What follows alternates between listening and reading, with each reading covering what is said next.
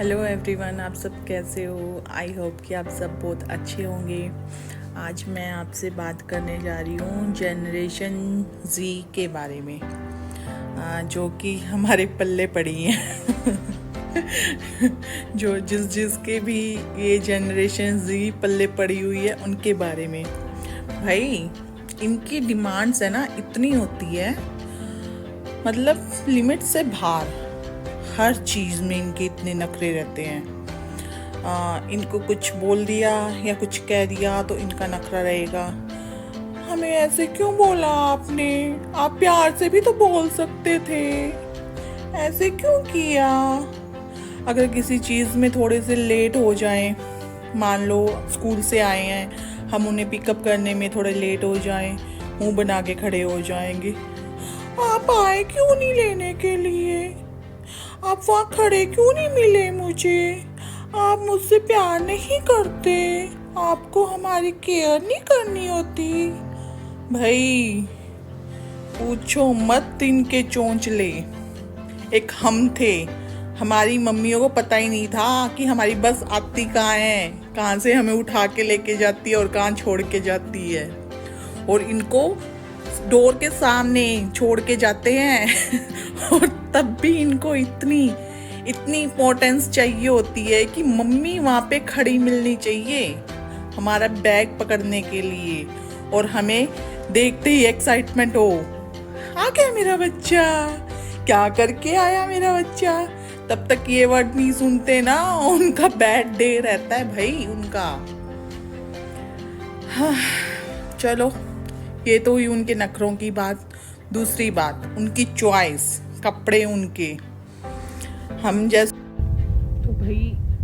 और अब हम बात करेंगे उनकी कलेक्शन, उनके कपड़े, जो कि पूछो मत, वो तो अनलिमिटेड होते हैं।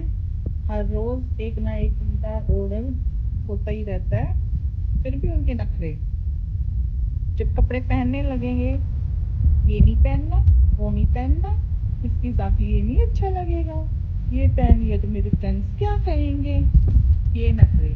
और एक हम लोग थे जिनको मम्मी पीट टूट के जितने जो मर्जी पहना देती थी हम लोग पहन लेते थे। यहाँ तक कि हमें घर से भी सिल के मम्मी जो अपने सूट में से बच जाता था उसका भी पहना देते थे। और आजकल के बच्चे, जो ये जनरेशन जी है, इनको आगे से आगे सब कुछ मिलता है ना, तो भी इनके नाक के नीचे नखरे नहीं आते।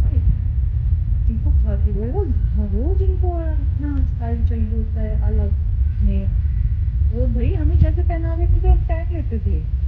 हमने तो कभी ऐसे किया ही नहीं था कि नहीं मम्मी इसके साथ ये नहीं पहनना, नहीं मम्मी उसके साथ ये नहीं पहनना। और इनके नखरे पूछो मत। अभी इसका जो है मेरे पल्ले जो पड़ी हुई है, इसका जो स्टॉक है सर्दियों वाला वो क्लियरेंस हो रहा है, और उसमें गर्मियों वाले फिट हो रहे हैं। उसके सर्दियों के कपड़ों की मैं आपको दिखाती हूँ कितने हैं। पर उसमें है ना, फिर भी इतना नाक में दम रखना है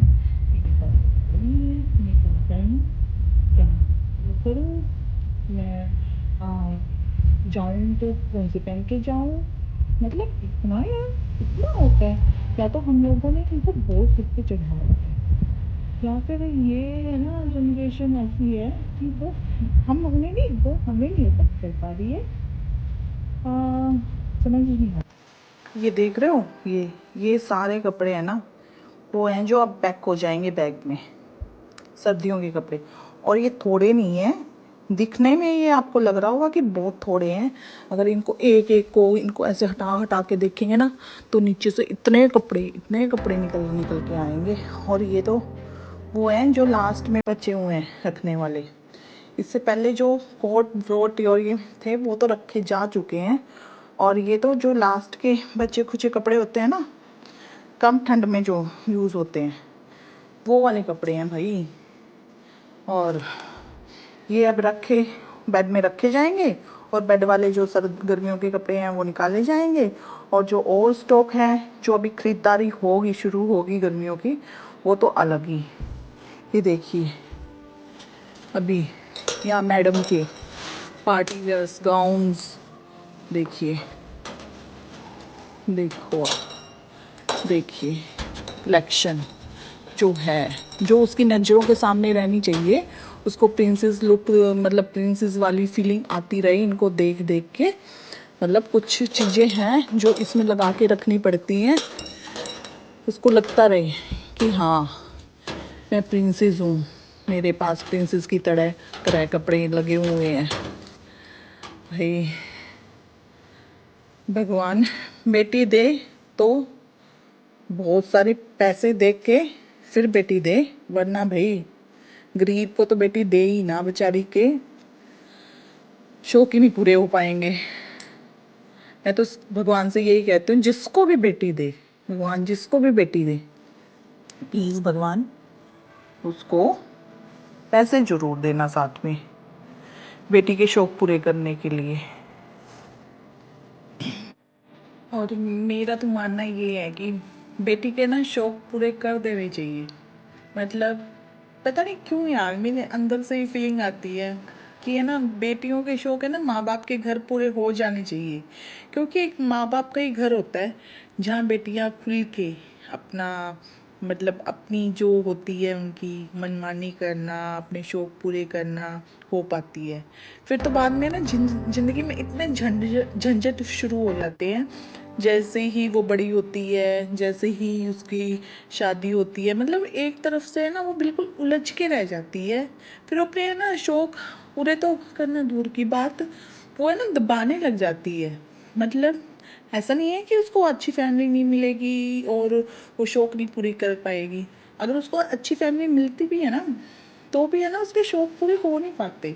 फिर है ना वो तमन्ना नहीं रहती हर चीज़ लेने की, हर चीज़ की चाह करने की। और दूसरी बात, जो अपने मम्मी पापा के सामने वो जिद करके कुछ भी ले लेती है या कुछ भी, या हम अपनी मर्जी से दिलवा देते हैं, वैसा है ना कोई नहीं दिलवा पाता। सिर्फ एक माँ बाप ही होते हैं जो दिलवा पाते हैं। हाँ कुछ पति होते हैं अच्छे जो दिलवा देते हैं, ऐसी बात नहीं है।